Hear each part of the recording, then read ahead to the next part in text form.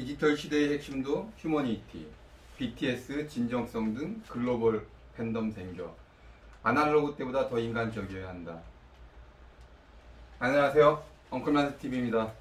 오늘은 잠재의식 속 흥선대원군 내쫓고 디지털 문명 주역되자는 중앙일보에 나왔던 사설인데요. 결국은 책 소개입니다. 체인지 나인이라는 최재분 교수가, 성균관대학교 최재분 교수가 쓴 책을 한면에 소개한 내용인데요.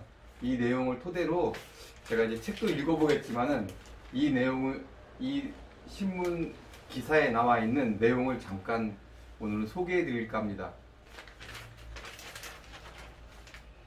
길에서 잡던 택시를 스마트폰으로 부르게 되니 63조 기업이 됐고, 가게에서 빌려보던 비디오를 폰 안에 집어넣으니 145조 기업이 됐다. 음식점 전단지를 폰으로 옮긴 세상은 또 어떤가. 이렇게 스마트폰을 인공장기처럼 사용하는 포노사피엔스들이 새로운 세상의 주역이 됐다. 4차 산업혁명 전문가인 성균관대 최재분 교수가 지난해 출간한 저서 포노사피엔스에서 예견한 미래는 코로나19 사태로 이미 현실이 됐다. 애플부터 알리바바까지 시가총액 세계 7대 기업은 모조리 디지털 플랫폼 기업이 차지했고, 이들 기업에 대한 투자는 코로나 이후 2,800조 원 증가했다. 디지털 문명으로의 전환이 모든 이에게 선택이 아닌 강제가 된 셈이다. 네.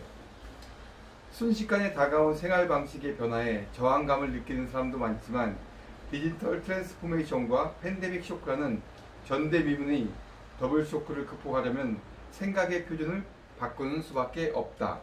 최 교수의 신간 체인지 나인은 당황하는 기성세대에게 잠재의식 속 흥선대원군을 몰아내고 호모사피엔스 코드 9가지를 장착하라고 촉구한다 라는 기사가 내용입니다. 인공지능 코딩이나 빅데이터 분석법을 배우라고 강의하는 건 아니다. 메타인지, 휴머니티, 다양성, 디지털 트랜스포메이션, 팬덤, 진정성 등 9가지 키워드는 대부분 과거에도 유효했던 덕목들이지만 이젠 장착하지 못하면 생존할 수 없다는 것이 다르다. 그 포노사피엔스 문명에 대한 엄청난 가능성을 또 이야기했습니다. 세계 7대 기업이 죄다 디지털 플랫폼 기업이다. 결국 우리의 삶 전체가 디지털로 옮겨간다는 사실일까? 옮겨간다는 사인일까? 이렇게 물음을 던진다면 그에 대한 대답은 디지털로 갔을 때 경험이 좋은 건 모두 옮겨갈 거다. 경험이 좋은 건 모두 옮겨갈 거다. 안 갔을 때 좋은 경험도 있다. 분위기 좋은 카페에서 커피 한 잔 마시는 경험은 커피 배달로 절대 대체할 수 없다. 그 좋은 경험이 나름 카페로 이끌겠지만 5만원 송금하러 은행에 가는 경험은 결코 행복하지 않을 거다. 플랫폼의 성공 여부는 좋은 경험을 크리에이트 하느냐의 문제다. 이 내용도 있고요. 보시면은 또 이런 내용이 있어요. 아날로그가 미덕이던 예술이나 스포츠 분야까지 표준이 바뀔까?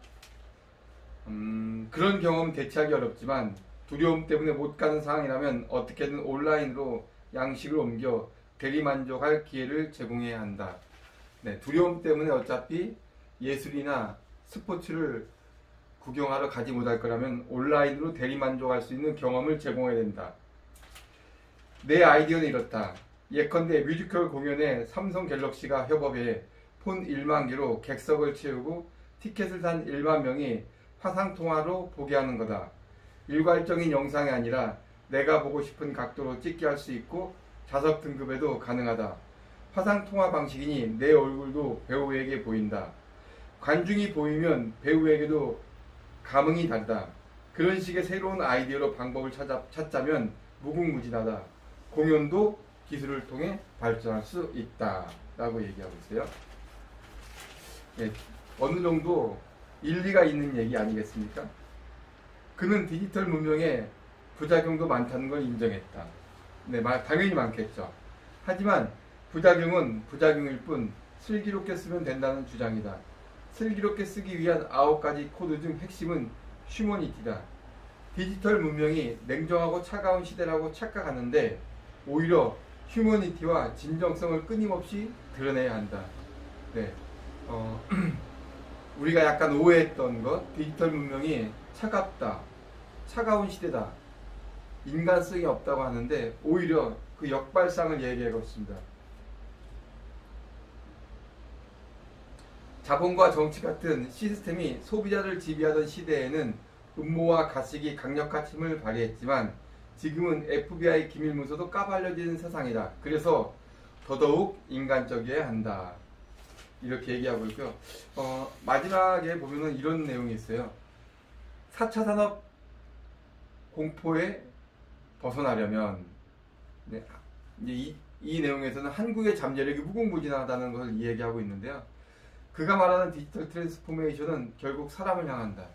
사람을 향한다는 겁니다. 자본에서 소비자에게로 이동한 권력을 잘 포착하려면 나보다 남에 대한 관심이 필요하다고 강조하는 것도 그렇다. 한국은 심리학자가 쓴 책이 베스트셀러가 되는 유일한 나라고 심리 상태를 표현하는 언어가 세계에서 제일 많다. 우리 콘텐츠가 세계에서 뜨는 이유도 그래서다. 그는 인공지능, 빅데이터라는 단어만 들어도 공포를 느끼는 꼰대들이 코로나 이후 더 힘들어질 거라며 이들을 어떻게 같이 끌고 갈지가 관건이라고 했다. 책을 쓴 것도 4차 산업혁명이 생각보다 쉽다는 것을 알려주기 위해서다. 4차 산업이 쉽다는 거예요. 4차 산업혁명이 쉽다. 문제는 그분들이 배우려고 안 한다는 거다. 내가 늘 하던 말이 중국 거지 노인이 깡통에 QR코드 붙인 사진을 책상에 붙여놓는 거다. 중국 거지가 배우는데 우리가 못 배우겠나? 라는 말로 이 사설 한 면에 체인지 나인이라는 책 소개를 하고 있습니다.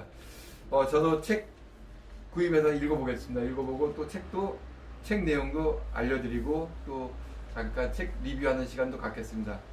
4차 산업혁명 생각보다 쉽다. 저도 어렵게 접근했는데 4차 산업혁명을 좀 더 심플하고 가볍게 일상생활 속에서 접근하려고 합니다. 그리고 무엇보다도 이 접근 방법도 접근이지만은 이거에 대한 관심, 그리고 또 왜 가야 되는지, 또 살아남기 위해서 우리가 겪어보지 못했던 미래에 대한 두려움보다는 좀 더 적극적으로 이에 대한 대처할 수 있는 자세를 가지려고 합니다. 자, 오늘 또 태풍이 온다고 해서 지금 날씨는 흐리고요. 지금 비도 간간히 뿌리고 있거든요. 또 9월 이제 둘째 주 시작했습니다. 9월 둘째 주도 화이팅 하시고 각자 있는 자리에서 힘내시고 좋은 일들 많은 한 주가 되기를 응원하겠습니다. 엉클판서TV 이상 마치겠습니다.